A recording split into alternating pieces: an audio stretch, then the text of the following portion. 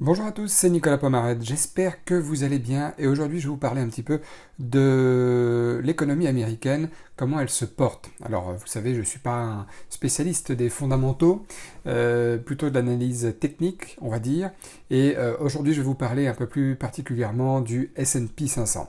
A tout de suite.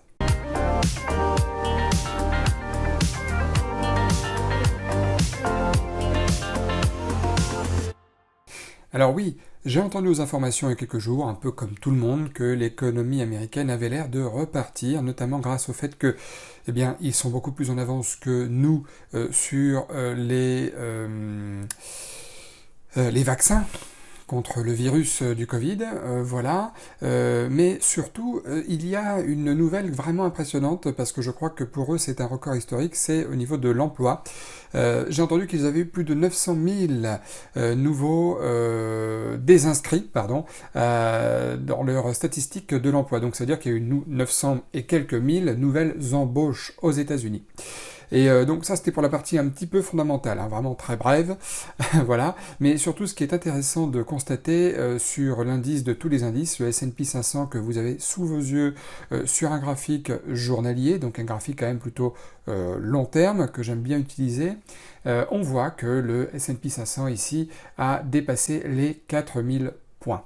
Donc, est-ce que ce qu'on voit est toujours le reflet de la réalité? Bien sûr que non, c'est jamais le reflet de la réalité pile poil. Ça voudrait dire que la valeur du S&P 500 était exactement cette valeur-là, mais aucune entreprise, aucune action d'ailleurs, n'a exactement pile poil sa juste valeur à un moment donné.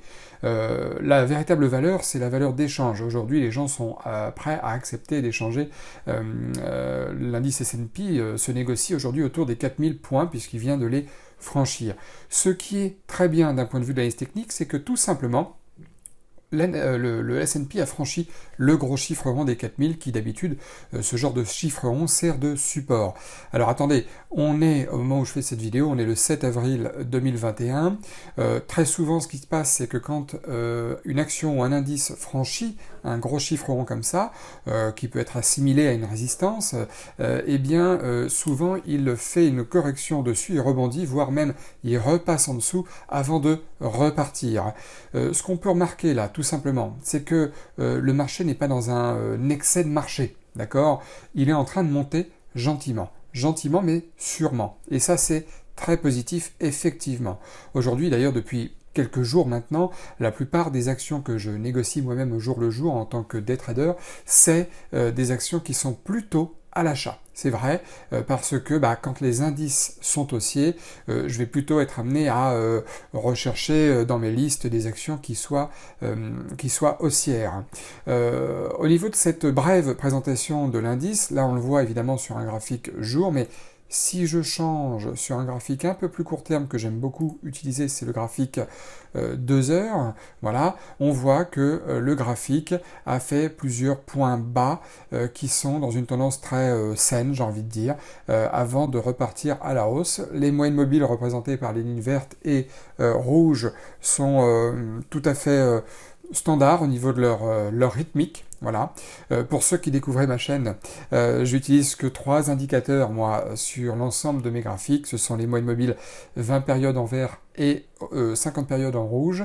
L'indicateur ici des volumes, d'accord? Et en dessous, l'indicateur ATR, c'est-à-dire le range moyen d'un titre. C'est entre guillemets sa façon de bouger en points. Voilà, mais en général je traite les actions, d'ailleurs je ne traite que les actions, et donc si c'est 17 ici marqué, ça serait qu'une action bouge d'environ 17 dollars en moyenne par jour. Voilà, pour vous la faire très courte. Donc là on est sur un graphique 2 heures, donc ici le marché évidemment paraît un petit peu plus haut, un peu plus perché, et c'est le cas d'ailleurs. Hein. Là, on est sur un graphique 15 minutes. Bon, après, ça donne plus vraiment de sens de regarder des graphiques inférieurs. Néanmoins, ce qui est intéressant, je sais qu'il y en a parmi vous qui traitez les indices, et les indices, c'est vrai que c'est quelque chose qui est moins facile à négocier en day trading, je trouve, que les actions, parce que très souvent les indices ne cassent pas comme ça, tous les jours, des plus hauts historiques. Très souvent, ils sont, comme on le voit ici, plus ou moins haussiers, plus ou moins baissiers, et il faut quand même reconnaître que c'est quand même pas facile de négocier des indices en day trading, parce qu'il est possible qu'on se fasse souvent piéger.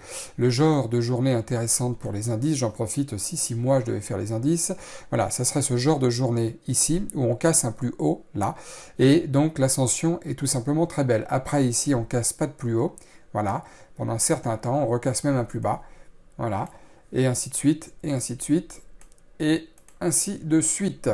Voilà, après les nouvelles journées intéressantes, ce sont ce genre de journées-là, comme ça, ce genre de journée-là, où il n'y a pas de résistance à proprement parler, c'est-à-dire qu'il n'y a pas d'anciens plus hauts identiques à ce sommet. Je reviens rapidement sur un graphique jour, voilà. Alors, c'est vrai que je suis obligé d'en parler un petit peu, mais quand on entend souvent les médias ou les chaînes d'économie parler que le marché est trop haut, il est suracheté, que le marché est trop cher, eh bien, je vous invite à faire attention à ces phrases de mise en alerte qui sont évidemment, je trouve, très souvent dépassées. C'est-à-dire qu'il n'y a rien qui signale pour le moment un retournement baissier. Donc, pour parler de ça, il faut faire attention à ce que disent les news économiques et politiques, parce que ça risque de tout simplement biaiser votre jugement si vous êtes un investisseur plutôt long terme, d'accord? Donc, il faut faire très attention à ce qu'on entend à la radio, à ce qu'on entend sur les chaînes de télévision. Beaucoup de ces personnes qui vous font des analyses sont des analyses très professionnels, mais ce sont des analystes souvent, ceux qui vous font des analyses, justement. Ce ne sont pas des traders, d'accord? Donc en trading, ce qu'il faut retenir là-dessus, c'est que pour vous qui débutez peut-être, je n'en sais rien, c'est que tant que la tendance est haussière, le point le plus important à savoir, c'est d'essayer de se glisser dans un mouvement de tendance pour suivre la tendance avec un point d'entrée peu risqué. D'accord? Et c'est uniquement ça qu'il faut avoir en tête. Maintenant, concernant l'indice en lui-même, bon, bah écoutez, j'ai fait très rapidement le tour parce que, comme je vous l'ai dit, je ne m'occupe pas vraiment plus que ça des fondamentaux, mais parmi ceux qui cherchent des fois des explications de pourquoi les actions ou les indices montent ou pourquoi elles baissent, eh bien là, effectivement, entre les vaccins qui sont plutôt assez avancés, d'après ce que j'ai entendu dire aux États-Unis, et les chiffres de l'emploi, eh bien effectivement, c'est plusieurs facteurs de bonnes nouvelles. Également, on arrive au premier trimestre. On a fini le premier trimestre, 2021, et il y a les résultats également trimestriels des entreprises.